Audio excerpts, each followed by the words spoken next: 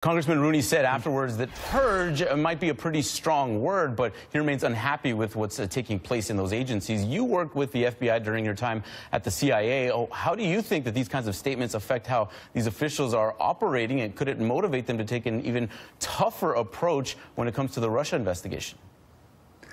I find those kind of statements shameful, frankly. Our public servants, they take an oath to the Constitution, and they work for Democratic and Republican presidents and administrations. And people like the president and our members of Congress and senators, when they speak, they're speaking to numerous audiences.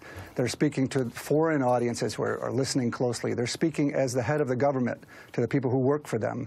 They're certainly speaking to the American people as well as their partisan supporters. But it seems like people like the congressman there and the president are speaking to a small base of people who want, just like the Iranians do, to create a straw man to consider an enemy. They've tried to suggest that the FBI and CIA and Justice Department somehow are an enemy of the administration and therefore need to be taken down. And that's nonsense, is what that is. In that interview, it sends a really bad, it just sends a bad message to the American people, because those organizations are not partisan. And I want to turn now to that interview that President Trump did with the New York Times on Thursday. He said that there was, quote, tremendous collusion on behalf of the Russians and the Democrats. There was no collusion in respect with my campaign. He referenced the Steele dossier and Tony Podesta's firm as two examples of what he means by Russian collusion with the Democrats. How do you think intelligence officials view statements like that?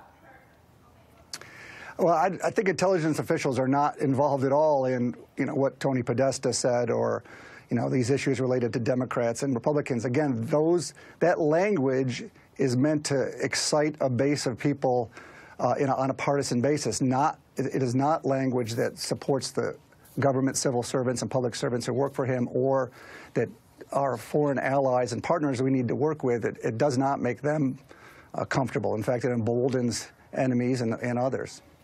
That does happen when he speaks in absolutes in that way. And Politico, they are out with a new report on the hacking threats that many states face heading into next year's midterms. It says that states may be on a waiting list for up to 9 months for the Department of Homeland Security's most exhaustive security screening, which is cutting it close for November's election. What is your assessment of how the U.S. is doing when it comes to preventing future election interference? Well, it's very clear that the Russians have a clear foreign policy. It's to do damage to the United States. These active measures, these things we saw in 2016 against us, that's part of their campaign. And frankly, that campaign is going to continue because it's inexpensive and it's successful.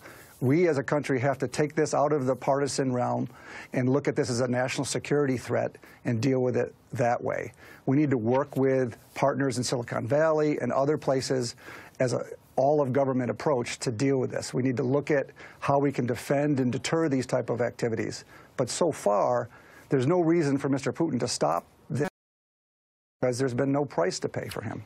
All right, John Cipher, thank you so much for joining us this morning. Have a happy New Year to you. Sure. Thanks, you too. Coming up, can President